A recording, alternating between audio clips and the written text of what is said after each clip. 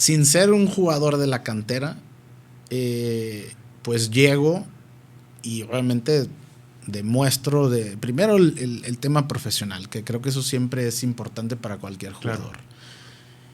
Y no solo quedarte, mantenerte durante tiempo, y pasan y vienen grandes jugadores y grandes figuras y te mantienes. Entonces eso también creo que tiene un valor.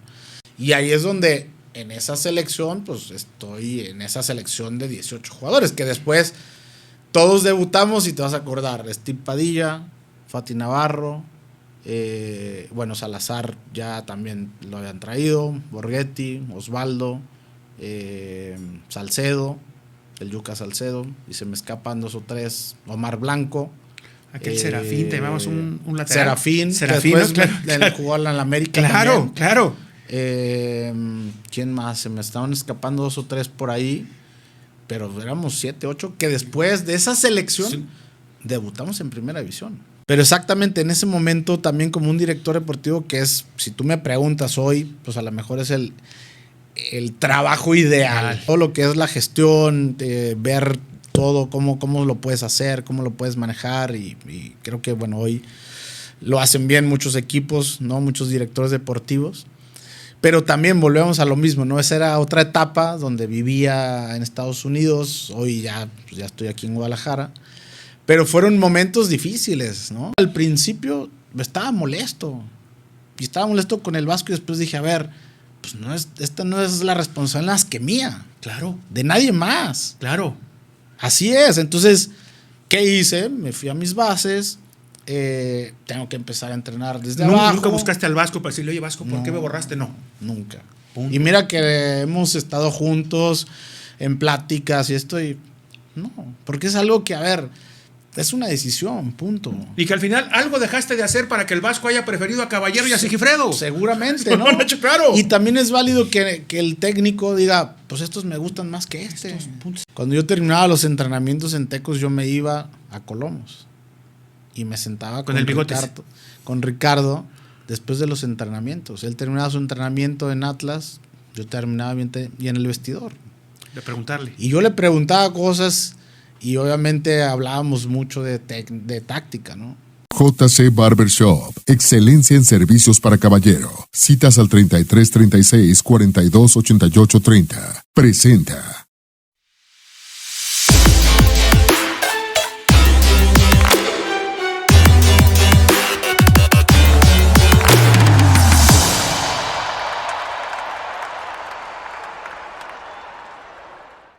Pavel Pardo Segura, teníamos tiempo queriendo coordinar, no se había dado, pero aquí estamos. Muchas gracias, Pavelito. No, gracias, David. Pues, a ver, hablar de tantas historias y de tanto fútbol y de tanto, ¿no? Entonces, no, al contrario, no se habían acomodado las fechas. Aquí estamos y muy contento de estar contigo, David, que obviamente, pues, a ver, hablar de David Medrano es hablar de una historia también. Ya.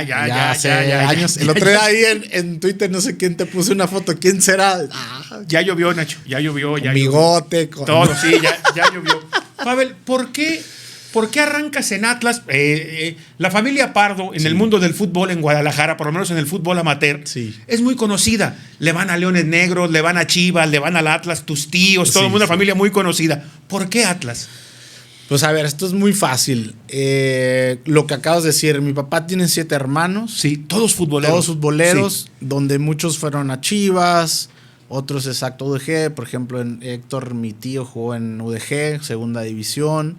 Mi papá jugó en Chivas, otros fueron a Atlas. Entonces fue como que una mezcla ahí donde fueron ellos a probar. Algunos no llegaron, ¿no? Mi papá llegó hasta tercera división.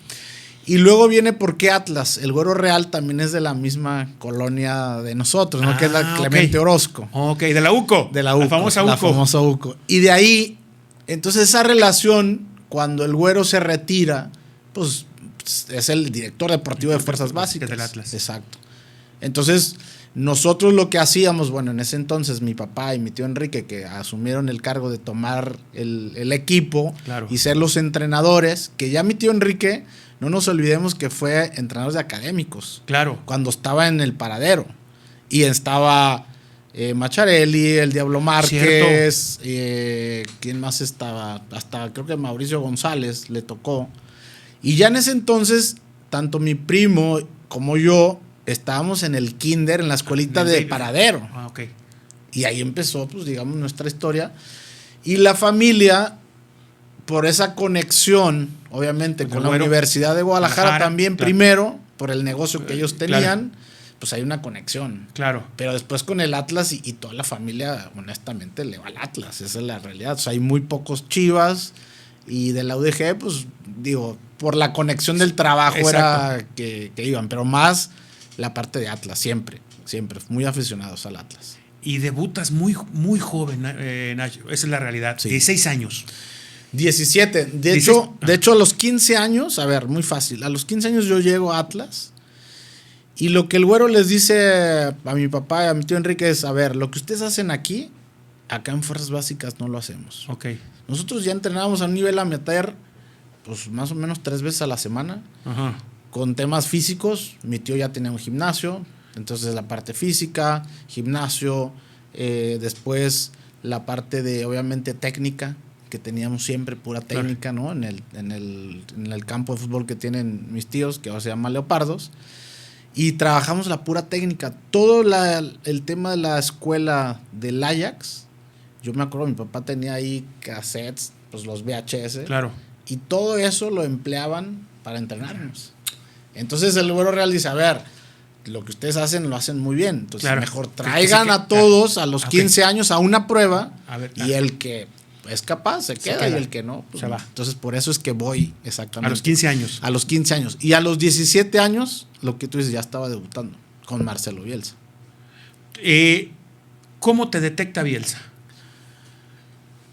A ver, primero te vas a acordar, llega Bielsa, ve el proyecto, que lo tenía ya el Güero Real, Efraín Flores, Héctor Real, ¿no? Y todos más, Maciel y bueno, todo el equipo que era. ¿Qué era?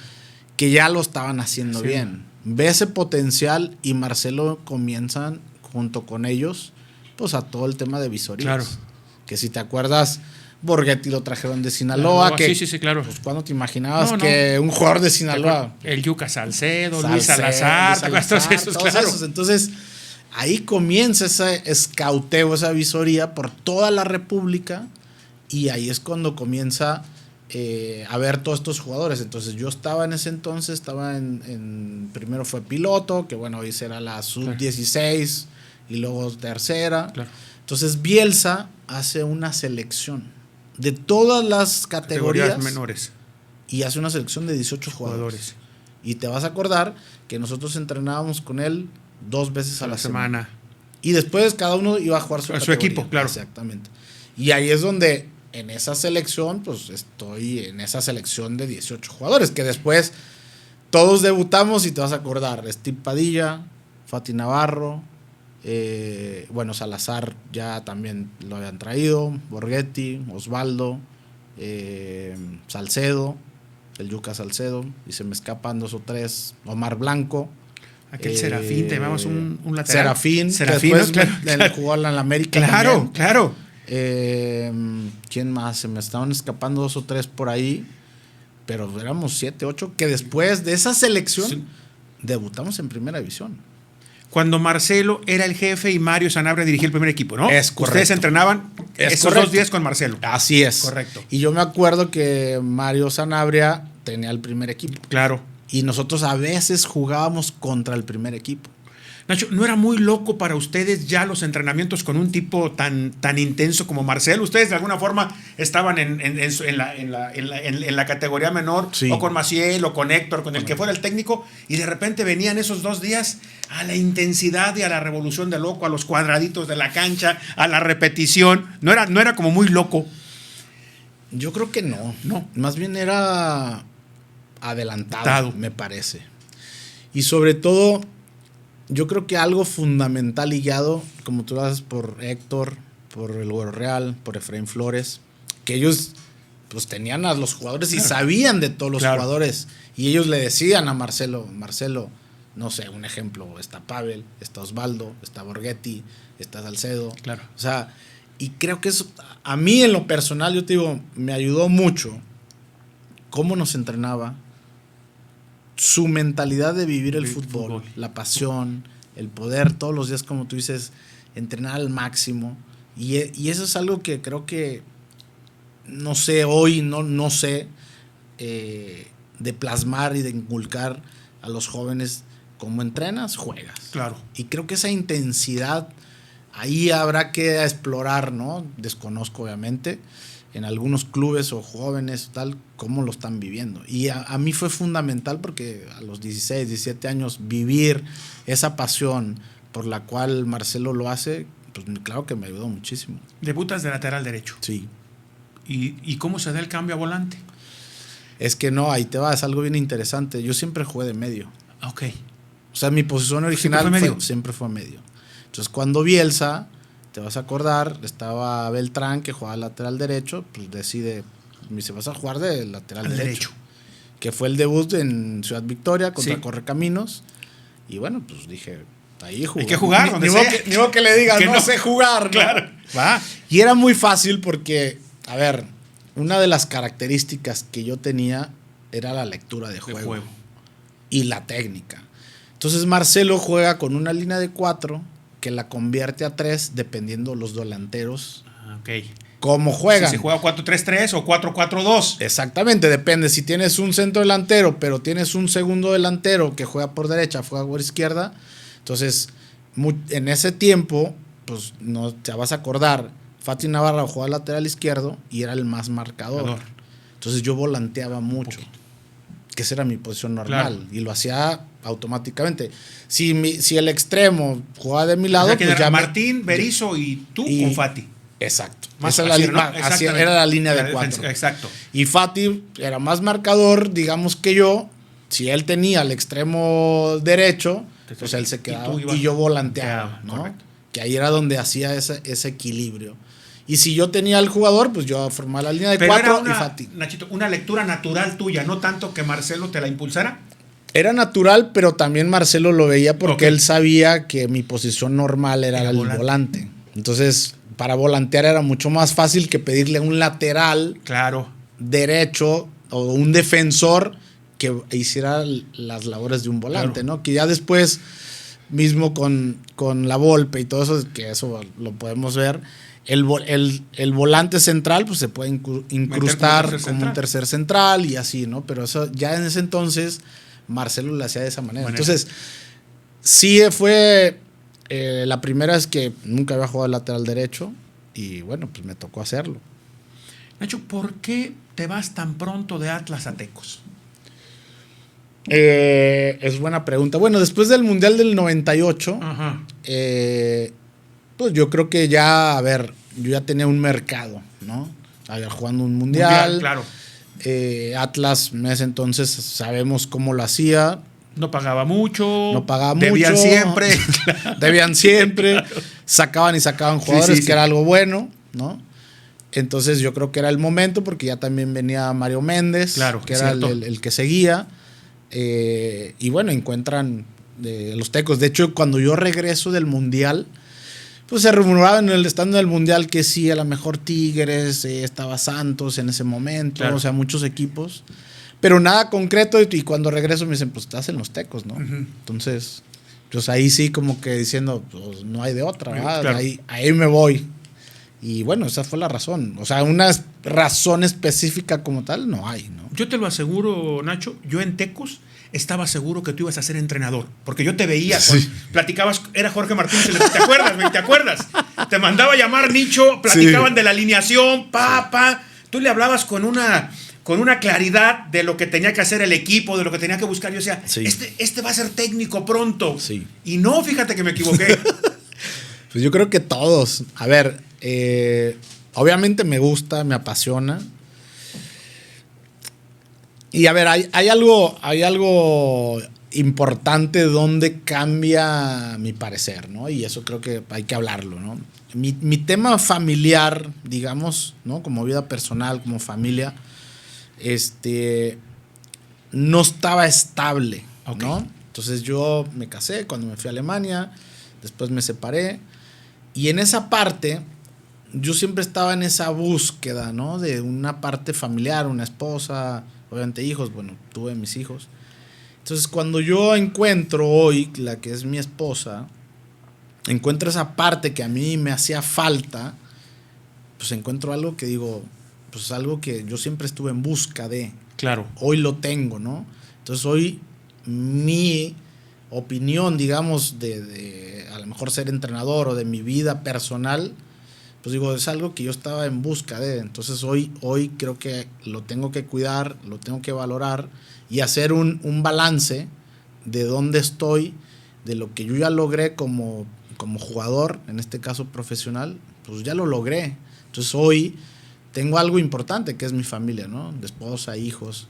Y entonces ahí es donde también cambia mi forma de pensar o de mis proyectos, ¿no? Claro. Porque honestamente yo decía, yo quiero ser técnico. Claro. Y te veía yo con muchas condiciones para ser técnico. Iba para allá, ¿no? Claro. Entonces, una situación que me marca la vida en la cual, estando en Chicago, uno que era el capitán, Logan Post, y le pregunto, bueno, vas a seguir en el fútbol, ¿no? ¿Vas a seguir algo? Claro. Me dice, mira, yo ahora tengo una hija, está por nacer, yo ya cumplí mi sueño, que es ser jugador de fútbol. Y ahora quiero cumplir los sueños de mis hijos. Entonces fue como que algo que me marcó y dije, a ver, pues es cierto, ¿no? Yo, gracias a Dios, y conoces a mis papás, fueron un motor y algo, unas bases muy sólidas, ¿no? De que ellos estuvieron siempre atrás de mí. Y creo que eso es fundamental, ¿no? Pues de decir tus errores, cuando estás bien, cuando estás mal. Y ahí es donde cambia. Entonces digo, pues es cierto, hoy soy un esposo, un padre de familia, y ahora pues me toca la parte de poder ayudar a mis hijos a conseguir esos logros, ¿no? Entonces, honestamente, te soy sincero, pues siempre fue un tema y ha sido para mí, ¿no? Estando mi familia y la parte profesional. Entonces yo tenía que equilibrar ambas partes. Entonces, analizando, decir, a ver, duré 20 años como profesional. Si soy entrenador, pues obviamente va a ser lo mismo. Entonces, yo estaba en busca de una familia como tal y encontrar una esposa que más o menos lo que yo buscaba en cuanto a valores, cosas. Y hoy lo encuentro. Entonces digo, pues esto también lo tengo que cuidar, ¿no? Porque al final otra vez me voy a ir, voy a estar fuera. Y es por eso que ahí cambia mi forma también de pensar y de parecer, decir, ¿qué es lo que quiero de mi vida, no? A eso voy. Yo recuerdo, y lo tengo bien grabado, el día que Gustavo Guzmán me dijo, Pavel no quiere ser el directivo del... Puta, ¿cómo? Puta, un puesto que todo el mundo se tiraría de cabeza. Dice, no, Pavel tiene un proyecto por ahora en Chicago y no quiere venir. Sí. Pavel, cuando te ofrecen Atlas o hay alguna posibilidad, como ha habido en su momento para ti antes de América, cualquiera se tiraría de cabeza. Sí. Y Pavel Pardo dijo no. Sí, eso es cierto, ¿eh? Y me hablaron 2 veces de Atlas y selección nacional también. Entonces tenía un proyecto exacto de vida, viviendo en Estados Unidos, mis hijos estaban pequeños, tal. Sentía que no era el momento, ¿no? Hoy obviamente cambian las cosas, ¿no? Pero bueno, hoy estoy en otros proyectos que también son importantes. Pero exactamente en ese momento también como un director deportivo que es, si tú me preguntas hoy, pues a lo mejor es el trabajo ideal. Eso es la verdad. Exacto. Aparte entiendo que para lo que te has preparado, lo que haces, estaría muy encaminado a eso, ¿no? Sí, me gusta todo lo que es la gestión, ver todo, cómo lo puedes hacer, cómo lo puedes manejar y creo que, bueno, hoy lo hacen bien muchos equipos, ¿no? Muchos directores deportivos, pero también volvemos a lo mismo, ¿no? Esa era otra etapa donde vivía en Estados Unidos, hoy ya estoy aquí en Guadalajara, pero fueron momentos difíciles, ¿no? Y bueno, gracias a Dios, pues también era un momento de decir, a ver, volvemos a lo mismo, ¿qué quiero de mi vida? Y está mi familia también de por medio, y a ver, una familia digamos, diferente porque tengo 2 hijas que están en la Ciudad de México, hoy mi familia aquí con mis 3 hijos acá. Entonces también era como evaluar esa parte. Oye, ¿cuál fue tu mejor momento como futbolista? ¿En Alemania, en América o con la selección? Yo creo que fueron diferentes etapas. Sí, obviamente Atlas, siempre lo he dicho, la parte formativa, y como lo he dicho siempre, Atlas fue una familia, ¿no? Y te acuerdas, Venegas, todos los presidentes. Tus órdenes, cabrón, Venegas, ¿te acuerdas? Claro. Tus órdenes, cabrón. Claro. Entonces, nos cuidaban tal cual como hijos. Como hijos, sí. Valores, no solo valores deportivos, valores también personales, humanos. Y creo que eso hacía grande la institución, ¿no? No quiere decir que hoy no, ojo, Claro. Hoy yo estoy hablando de ese entonces, ¿no? Pero hoy Atlas es por eso también, ¿no? Lo que es hoy también. Claro. Que han seguido una línea de valores que hoy lo están empleando, ¿no? También. Entonces creo que eso también era fundamental, David, porque al tener todo esto, no solo es el fútbol también, ¿no? Porque al final después sigue la vida. Y creo que a veces el jugador de fútbol no tiene tan claro, no tiene una visión del día de mañana qué va a pasar. Y eso creo que Atlas lo hacía bien. Lo hacía bien porque nos cuidaban como tal, ¿no? Digo, para hablar de Venegas o alguien más, y te ubicaban. Oye, a ver, ya jugó, ya está jugando en primera división, ya está medio desubicado, y te agarraba y te metía a la oficina. A ver, venga, cabrón, Venegas, ya ves. ¿No? Sí. Y qué bueno, ¿no? De tener gente que quiere lo mejor en la parte humana. Y eso me parece que es algo fundamental. En América se te ubica mucho, Pavel. El americanismo te venera. Sí, la verdad que sí, muy contento. Sobre todo porque, a ver, sin ser un jugador de la cantera, pues llego y obviamente demuestro primero el tema profesional, que creo que eso siempre es importante para cualquier jugador. Y no solo quedarte, mantenerte durante tiempo, y pasan y vienen grandes jugadores y grandes figuras y te mantienes. Entonces eso también creo que tiene un valor. Y lo he dicho, el aficionado no es tonto, ¿no? Muchas veces decimos, es que los aficionados no saben, van. A ver, esto se ve.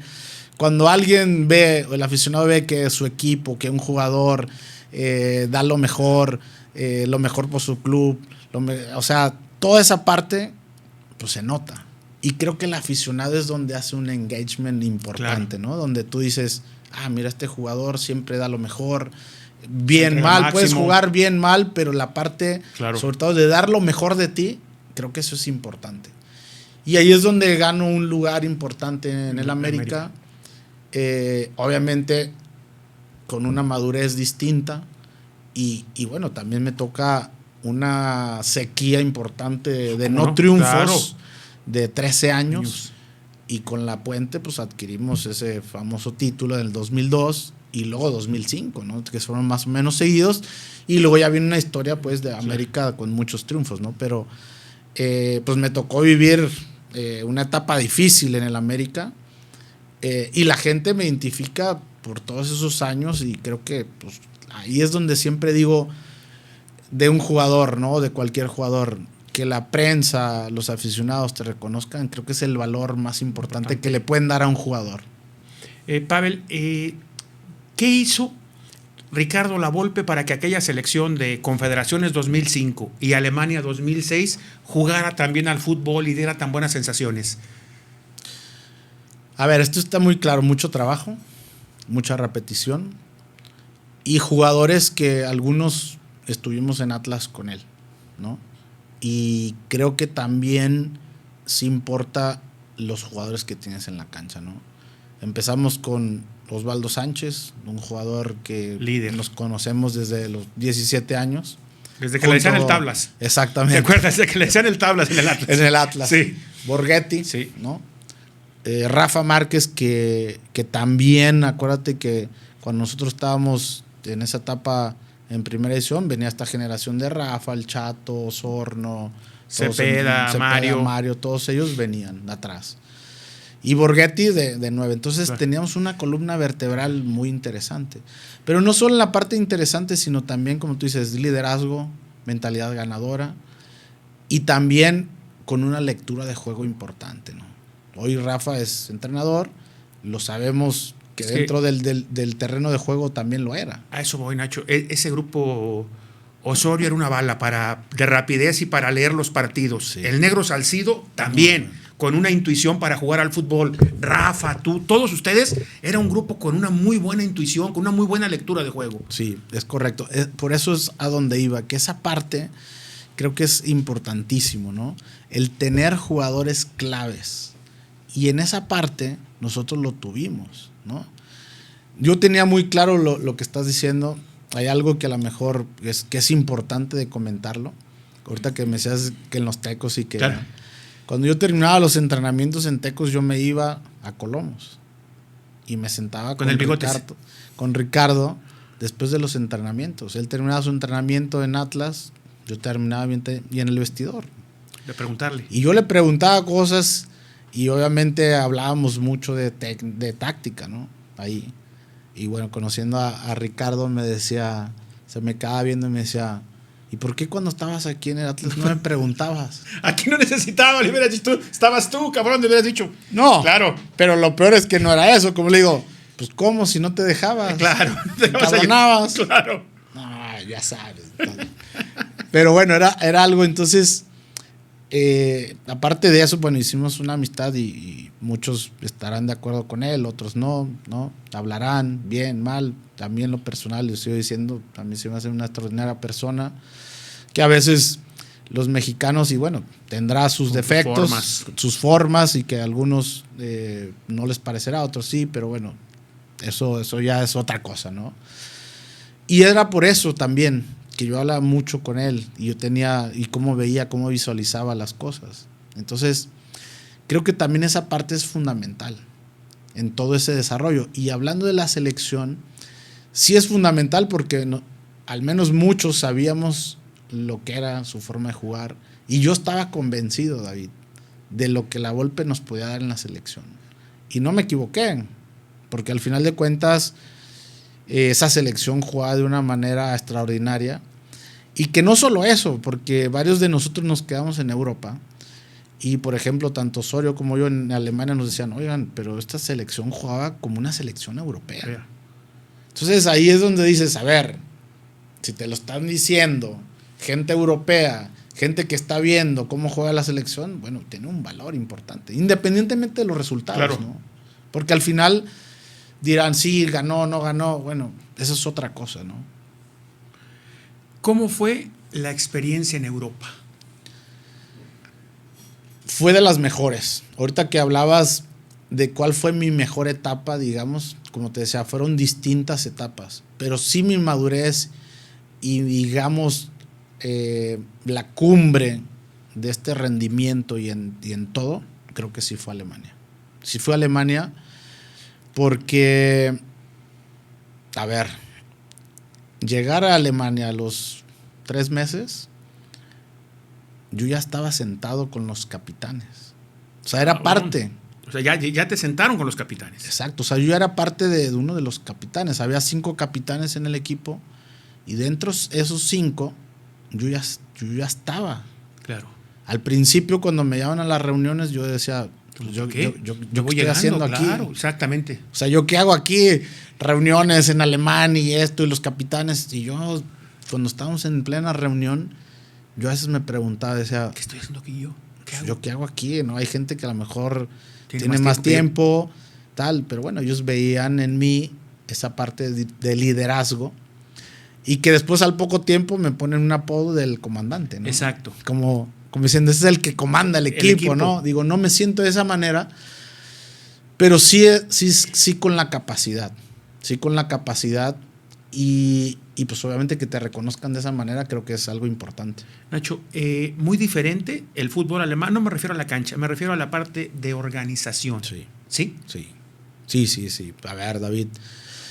Y muchas cosas interesantes que me gustaría, bueno, en su momento cuando Rafa estaba en el Atlas, digo, yo hablaba con él y decía, creo que a lo mejor es bueno implementar.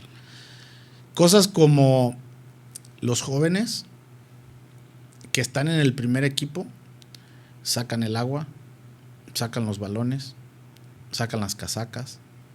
Eso lo hacen los jóvenes. No los utileros. No los utileros. Okay. Entonces, me llamó mucho la atención eso porque es una parte de aprendizaje, una parte de valor. De jerarquía. De jerarquía. De mandar el mensaje jerárquico y decir, ahí vamos. Exactamente. Y creo que es importante esa parte. Porque hoy nos estamos olvidando, y no solo en el fútbol, en la humanidad, de estos valores. Sí, de poder darle un respeto a un mayor, a alguien que está más arriba de jerarquías. Pero la jerarquía no necesariamente con eso, ¿no? Porque al final, el que es grande también tiene esa humildad.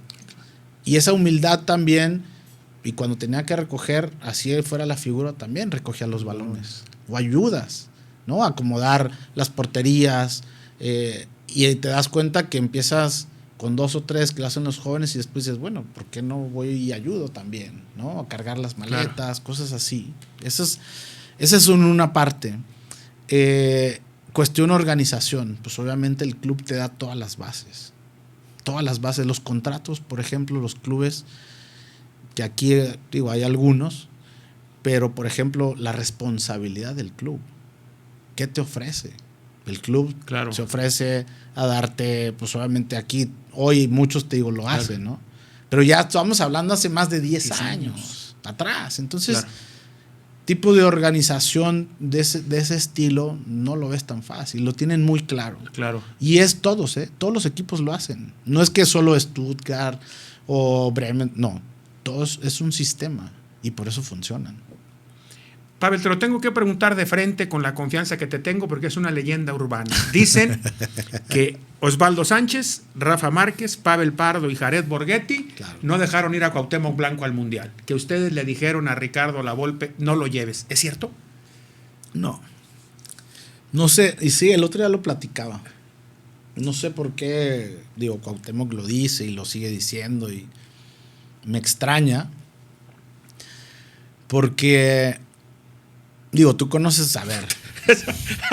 allá voy, Nacho. Tú conoces a Ricardo. Entonces, yo como le digo a la gente, imagínate si nosotros, perdón la palabra, tener ese poder de decir tú sí, tú no, pues primero, ¿quién somos, no? Y después, ¿dónde está el técnico? Claro. Porque al final el técnico, volvemos a lo mismo de la jerarquía. Pues el técnico es el que decide, punto. Entonces, ¿cómo nosotros le vamos a decir, no traigas a este jugador o sí traigas a este jugador? Y es un poco difícil.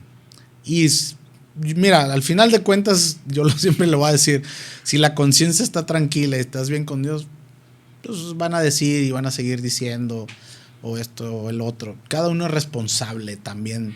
Creo que a veces eso pasa, creo, en México, que nosotros... hacemos actos o tenemos actos y a cada acto hay una consecuencia, perdón. Y también tenemos que asumir la responsabilidad. Claro. Entonces, a veces ese autoanálisis, esa autocrítica no la hacemos. Y decir, siempre el técnico es el que tiene la culpa, el club tiene la culpa, los directivos tienen la culpa. Y en este caso, como jugador o en el puesto que estés, pues hay que hacer un autoanálisis y decir, a ver, realmente... ¿Por qué no? ¿Por qué no? Tú te quedaste fuera de un mundial y te la comiste. Por ejemplo. Y nunca dije... y lo puedo decir. Comiste enterita, ¿no? Y lo puedo decir, al principio estaba molesto. Y estaba molesto con el Vasco y después dije, a ver, pues esta no es la responsabilidad más que mía. Claro. De nadie más. Claro.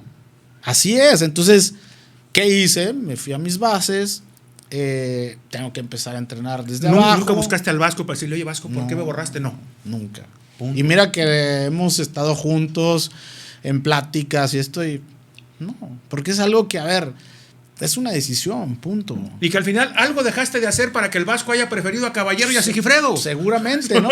Claro. Y también es válido que el técnico diga, pues estos me gustan más que este. Punto, se vale. Punto. Pues es el técnico. Claro. No, si aquí tú y yo ponemos a hacer una lista, estaremos de acuerdo en algunos, en otros no. Pero es el técnico de la selección. Eso también a veces sí aprendí en Alemania. El técnico tiene un valor importante que el club, o en este caso la selección, le da al técnico. Claro.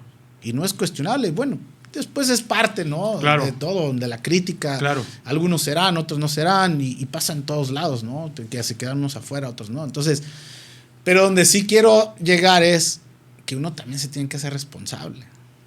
Y muchas veces no nos hacemos responsables. Pues es más fácil decir, es que no me quiere el técnico, cuando repruebo en la escuela no me quiere el maestro. Exacto, claro. Es que el maestro no le caigo bien, claro.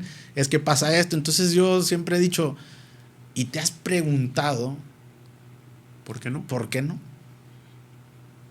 Esa sería una pregunta importante, ¿no? Sí, porque yo, la verdad, conociendo a Lavolpe, no imagino una escena donde acepte que le digan no lleves a este. No la imagino, Nacho. Y no nos olvidemos tampoco de una situación. que Cuauhtémoc no quiso ir a la Confederación. Claro. Por ejemplo. Claro. Entonces volvemos a lo mismo. Que tenía cada un uno, safari. Cada uno se tiene que hacer responsable.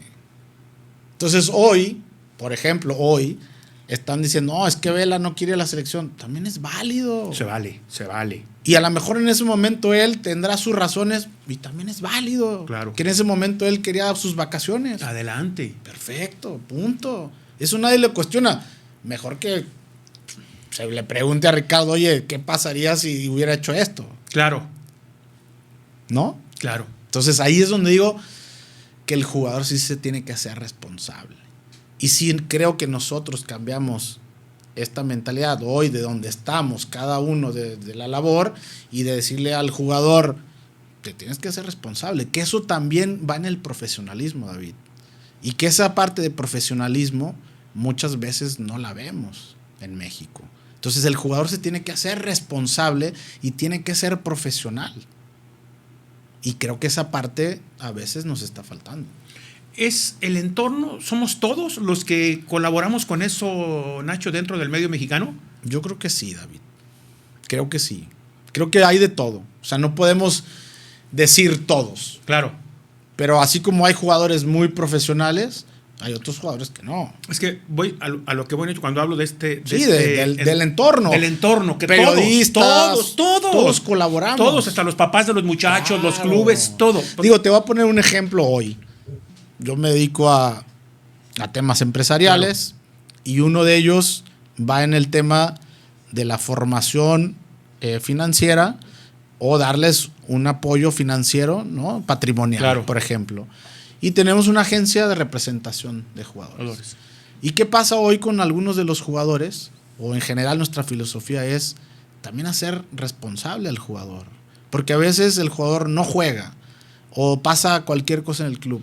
Nosotros no vamos y le decimos al jugador, no, sí, tienes razón, tú eres el mejor y el que tiene la culpa es el club, el entrenador. No te pone. No, mejor vamos a hacer un autoanálisis. ¿Qué está pasando? ¿Qué estás dejando de hacer? Y eso creo que ahí, por ejemplo, en nuestra parte es una colaboración. Y nosotros también ayudamos. Pero ¿qué pasa con algunos o la gran mayoría? Que es al revés. Claro, el técnico no te quiere. Yo por tenerte club, contento para que me pagues la comisión con gusto, pues es el club el que... Y no es. Entonces no estamos ayudando. Es ahí donde digo que estamos dejando de hacer. Y lo mismo pasa, como tú dices, en los medios de comunicación, la prensa, todo eso.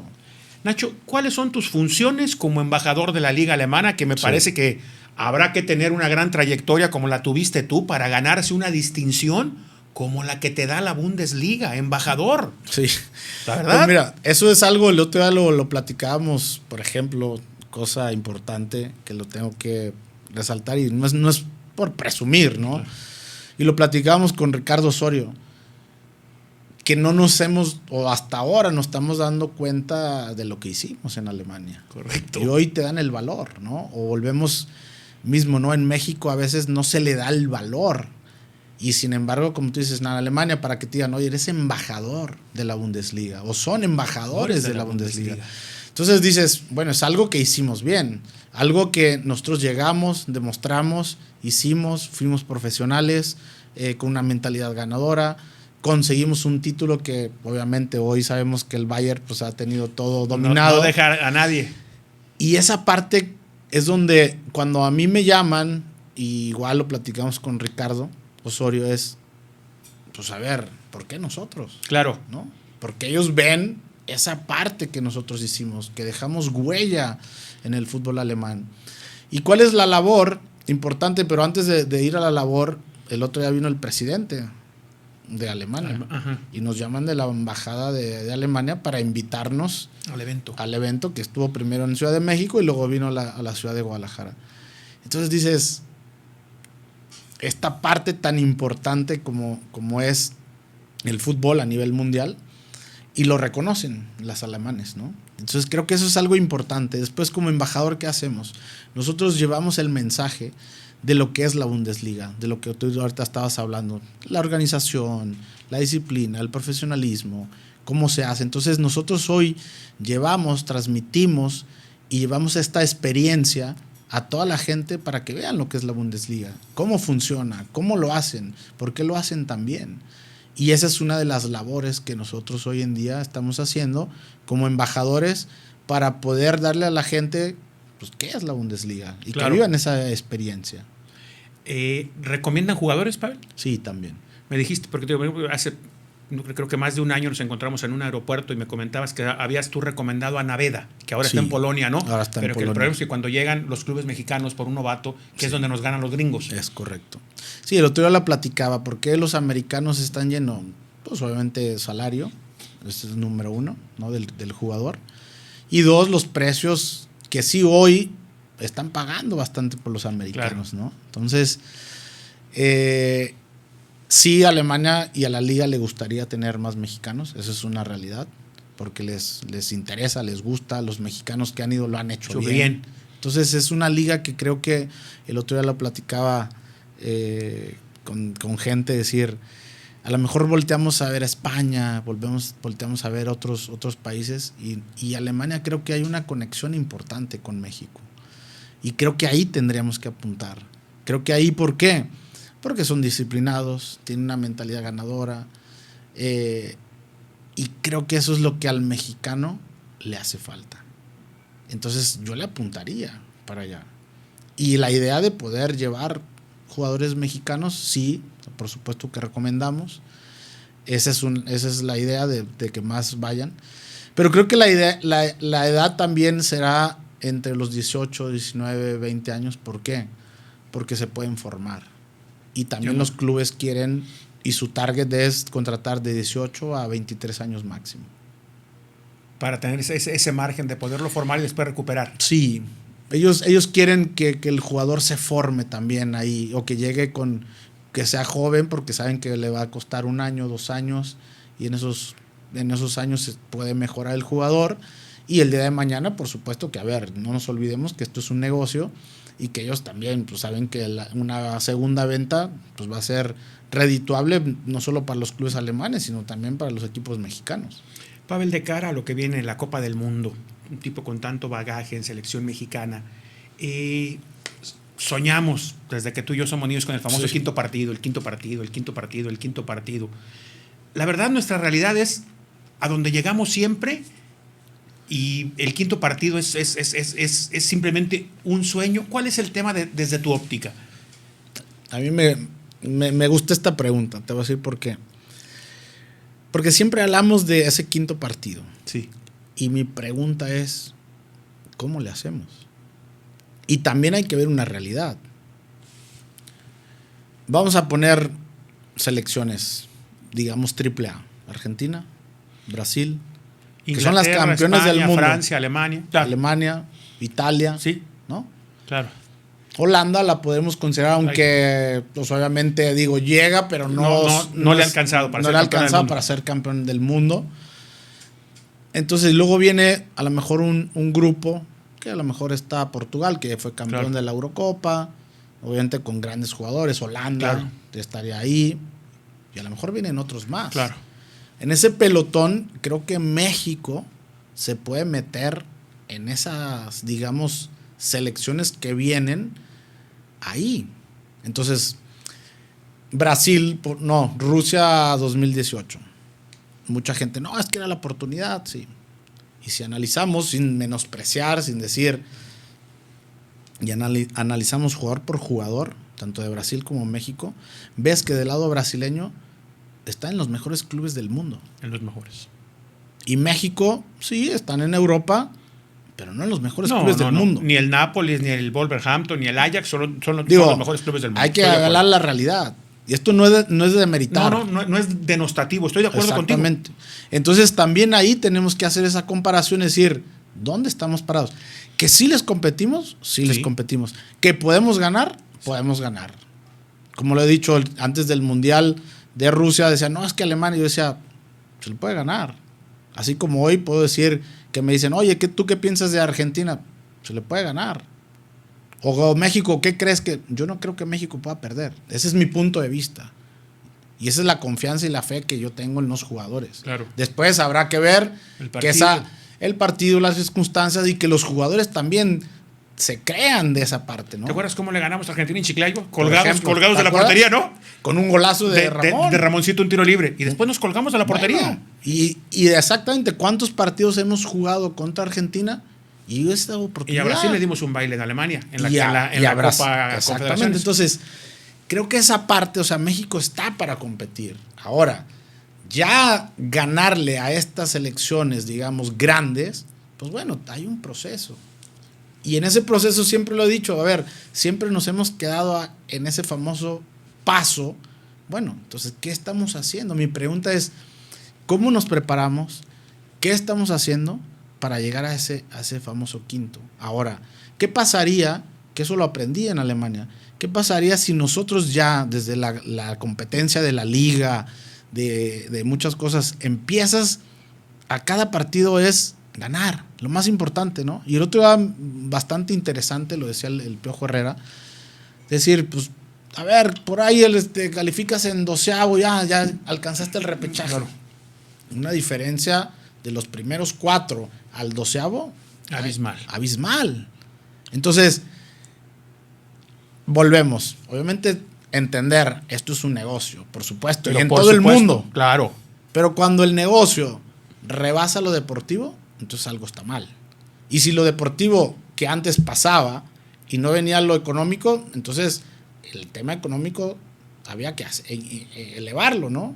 Y hacer un balance. Entonces, yo me voy más atrás. ¿Qué están haciendo los clubes? O todos, ¿qué estamos haciendo para poder empezar a formar a estos jugadores y que estos jugadores lleguen con otra mentalidad y que puedan pasar? Yo me gusta ver mucho la competencia sudamericana, ¿no? Uruguayos, argentinos, brasileños, donde se juegan la vida cada partido. Y en cada pelota. Yo no sé si a veces los partidos de México lo veamos de esa manera. No. Digo, hay que ser sinceros, no, Nacho. Entonces, ese es punto número 1. 2. Sí, la calidad de juego es mucho mejor a veces que en los partidos argentinos. Sí. Muchas veces, ¿no? Técnicamente. Claro. Pero no nos olvidemos que es lo más importante, ganar. Sí. Y eso es lo más importante, ganar. Hay una situación que me pasó en Alemania, nos pasó a Ricardo y a mí. Primera fecha, las primeras 3 fechas, nosotros de 3 ganamos un partido. Pero yo desde la primera fecha, se acabó, perdimos de local 3-0 y yo veía todo el equipo, pues, todos obviamente frustrados. Y yo decía, espérate, pues faltan 33 tantas fechas, claro, tranquilo. Falta, ¿no? Tranquilo, no se vuelvan locos. Pero entiendes que la primera fecha es la más importante, punto. No estás pensando. ¿Y qué pasa en México? Tenemos el último partido, las últimas fechas. Ve Cruz Azul, gano los últimos partidos y me meto. ¿Estamos de acuerdo o no estamos de acuerdo con eso? Entonces esa es la realidad. Entonces, ¿por qué no a lo mejor para llegar a ese quinto partido famoso, entonces preparémonos de que el partido más importante es hoy, ganar, punto. Y ahora pienso yo que el partido más importante para México es Polonia. Es el primero. Y se tienen que preparar para eso.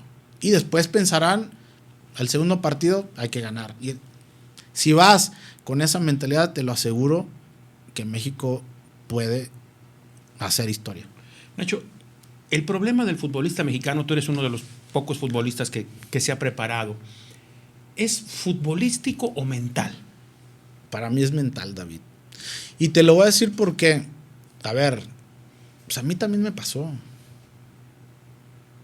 Y creo que a cualquier jugador de fútbol que le preguntes le ha pasado también, ¿no? Porque a lo mejor volvemos a lo mismo, no te crees capaz. Claro. Y te digo, ¿por qué cuando me hiciste la pregunta de cuál fue lo mejor en mi carrera en Alemania? Claro. Porque lo tenía muy claro. Cuando me fui, yo dije, yo no me voy a regresar a México si no soy triunfador. Entonces ya mi mentalidad ya estaba... Claro. Ya el chip estaba diferente. Exacto. Y cuando llegué a Alemania dije, yo quiero ser campeón. Y lo hice todo para eso. Entonces, ¿cuántos de nosotros volvemos a lo mismo? A mayor éxito, mayor responsabilidad. Y hago esta pregunta. Ronaldo, Messi, Benzema, Mbappé, ganan fortunas, pero quieren ser los mejores. Independientemente de la parte económica. Exacto. Yo aquí no veo esa parte. del jugador, del joven, decir, sí estoy dispuesto. Gano mucho, pero quiero seguir siendo el mejor. Exacto. Yo no lo veo de esa manera. A lo mejor algunos me dirán, pues estás equivocado. ¿Puede ser? Veo, claro, güey. puede ser. Y qué bueno. Pero no se ve. Pero no se ve. Entonces, si quieres ser el mejor, hay que entrenar como el mejor. Y hay que prepararse como el mejor. Y demostrarlo. Entonces, creo que esa parte, por eso digo, ¿qué estamos dejando de hacer abajo? Con estas generaciones que luego llegan a los primeros equipos. Y después, cosas que la Volpe en su momento lo dijo y muchos técnicos. Vamos a ser honestos, ¿no? El futbolista está cómodo. Muy cómodo. Entonces, ¿qué pasa si un sudamericano sale al exterior? Él no quiere regresar a su país. No, pero por supuesto. ¿Y qué pasa con el mexicano? Si no la hago, ¿qué pasa? No, pues viene como figura y viene a la América y viene a los Tigres y viene a Monterrey. Y me pagan fortuna, ¿o no? Cierto. Entonces, obviamente eso no nos ayuda. No ayuda. Pero volvemos a lo mismo, de la comparativa que estoy haciendo, de estas figuras que están y ganan fortunas en el Real Madrid, Barcelona, Paris Saint-Germain, City, donde sea. Pero quieren seguir siendo los mejores. Y el tema económico también va a venir. Y qué bueno, porque, a ver, es una profesión. No, evidentemente. Digo, pues, se entiende. ¿Estás de acuerdo? Pero claro. Ese es donde yo me quedaría con esta parte de qué estamos dejando de hacer. O cómo le hacemos para decir, sí quiero ser el mejor. Por ejemplo, hoy, no sé, me va a preguntar Lainez. Ok, Betis. No jugaste o jugaste poco. Y te contrataron porque tienen un futuro, te ven, claro, ¿no? Vas al Braga. Y hoy... Igual que en Betis. No has crecido, altibajos, claro.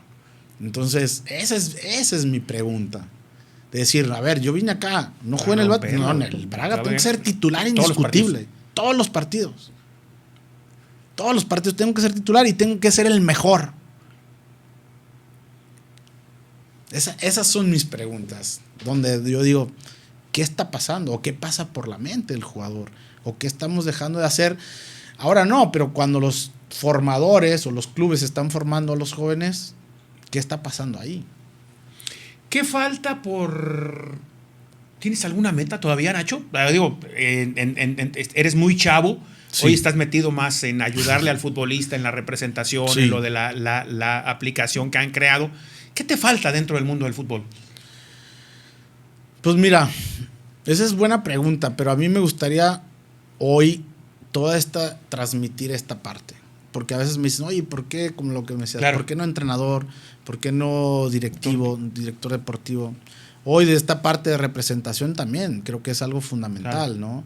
De poder ayudarles a los jóvenes, de poder ayudarles a los jugadores, de ir por un camino, de crear conciencia, de una cultura financiera, de esta mentalidad. Entonces, sí, obviamente tengo muchas metas y las metas en lo que me corresponde esta parte de los jugadores que nosotros representamos o tenemos es inculcar esta parte y de que sean los mejores. Entonces, si tú me preguntas cuál sería una de las metas, pues claro que me gustaría que más, y lo he dicho, más jugadores estén en Europa, en la alta competencia. Claro. Porque eso va a ser diferente, una mentalidad diferente, una competencia diferente. Y eso también va a elevar el nivel de competencia de la selección. El otro día lo escuchaba, bueno, pero es que a lo mejor hay muchos en Europa y hoy están otros y pasan por un buen momento en México. Bueno, sí. Sí, no nos olvidemos que sí, estoy de acuerdo. Pero bueno, también hay momentos altibajos, pero ¿qué está pasando hoy, por ejemplo, con Estados Unidos, que tiene más jugadores en Europa? Pues obviamente el nivel también se ve mejor. Va creciendo. Entonces, ¿cuál es una de mis metas? Sí, que más jugadores mexicanos estén en Europa. Que puedan ir a Europa. Y no solamente de nosotros, que nosotros también podamos colaborar. De cualquiera. De otros, y qué mejor que estén. Claro. ¿Sabes? Oye, Pavel, por último, en los más de 30 años que tengo de conocerte, creo que nunca te había visto tan feliz como la noche del primer título del Atlas. Oye, estabas extasiado con tus hijos. Sí. Te vi muy feliz, Nachito. Sí. Dentro de tu tranquilidad, que eres un tipo que maneja muy bien tus emociones, sí, te vi extasiado ese día. Sí, la verdad que sí. Pues es que, a ver, volvemos a lo mismo. Cuando empezamos la entrevista o esta parte de esta charla es de mi familia, ¿no? Todos del Atlas, la parte de mi esposa también del Atlas. Hoy mis hijos también. Y este sentimiento creo que... ¿Pensabas lo mismo que yo, que no nos iba a tocar verlo campeón nunca? ¿O tú eras más optimista que yo, güey? ¿Te digo algo? Dime. Sí. Yo siempre creí que sí. ¿Que sí te iba a tocar verlo? Sí. Qué bueno. Había gente que me decía con 70, 80, me decía, no, yo me voy a morir y no lo voy a ver. No. Y yo le decía a una persona, un jardinero, y le decía, no, ten fe. Si los Cubs de Chicago duraron 100 años, claro, nosotros vamos en 70. O sea, todavía tenemos un margen de 20 años. Sí. Pero me dice, bueno, pero a lo mejor no lo va a ver campeón. Y yo, tenga fe, sí. Claro.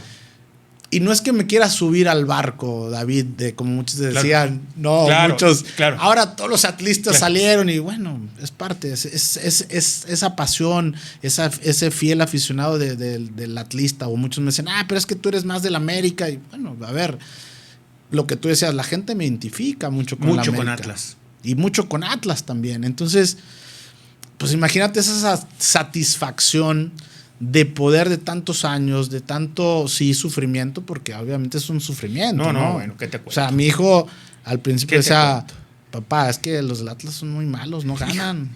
No, te lo digo, quiero ser honesto. ¿Cómo le podías debatir ese argumento? ¿Y cómo le decía que no, sí, claro? Y yo, no, sí, pero a ver, si le vas a un equipo, pues tienes que ser fiel. Las malas, claro. Y obviamente después de estos campeonatos, bueno, y la verdad lo que tú dices era una sensación. Y por ejemplo, cuando se va a los penales, mucha gente decía, no, pues ya perdimos, ¿no? Como en Toluca. Claro, la misma, y claro. te digo algo, no sé, había un sentimiento que sentía que el equipo iba a ser campeón. Y por supuesto que la alegría que nos han dado Diego, los jugadores, esto es impresionante. Estos 30 años que hablas o más, sí, creo que nunca habíamos visto el estadio. No, así, con ese sentimiento. Con esa vibra, con esa atmósfera que había. Es algo impresionante. Fíjate, yo pensaba que no. Y recuerdo, uno de los primeros mensajes que tengo, no había internet en el estadio, cuando salgo, que ya voy a casa, de Loco La Volpe. No, que no, cabrón, porque yo, Loco, no, sí. Y él me decía como tú, yo pienso que sí, el equipo está. No, Loco, no se va a poder, güey, Y cuando la falla Saldívar, dije, su puta, no se va a poder. Sí. Y mira, al final de cuentas, da la impresión de que algo tiene ese equipo, Bielsa, La Volpe, que los deja muy marcados de por vida. Sí, sí. No, y es así, a ver, a eso también es donde voy, David. Voy a hacer una comparación con el tema de que estamos hablando de la selección de ese famoso quinto partido. Entonces pasó gente importante. Sí. Por ejemplo, por el club, lo que estás hablando de Atlas. Y después llega Diego y a lo mejor él, todo ese proceso, logra con él a lo mejor también su mentalidad, su seguridad, su convencimiento, lo que tú quieras. Y pasó. Entonces, a veces en México no estamos acostumbrados a este proceso, ¿no? Yo hablaba con gente del grupo, de ahí de Orlegui, y les decía, bueno, esto es un proyecto a 5, 10 años. Y si a lo mejor sales campeón en el tercero, en el cuarto, bueno, está bien, ¿no? Claro, es parte del camino. Es parte del camino. Pero cuando tú vas, como ellos lo han hecho y lo hicieron en Santos y hoy en Atlas, que eso hay que resaltar, ¿no? La labor, el convencimiento, cómo lo lleva Alejandro, cómo lo lleva Pepe y todo su grupo atrás, es este convencimiento. Y hay un proceso. Y en ese proceso vas a tardar. Caes, levantas. Y bueno, le pegaron al principio y bueno, claro, así es. Ahora siguen, o sea, la línea de ellos sigue con el proyecto. Claro. No es de que ahora, bueno, sí, hay un reto hoy, ¿no? Para que siga el club creciendo, siga haciendo cosas interesantes. Bueno, pero el proyecto está. Entonces, cuando tú llegas con un proyecto, con una visualización, seguramente los resultados van a llegar tarde o que temprano. Pero la verdad, yo sí tenía fe que algún momento el Atlas podría ser campeón. Nachito, pues eternamente agradecido porque nos acompañaste para platicar. Vamos a seguir en contacto. Felicidades, de veras. Felicidades por esa gran carrera que has tenido. Gracias. Gracias. Nos vemos la próxima. JC Barbershop, excelencia en servicios para caballero, presentó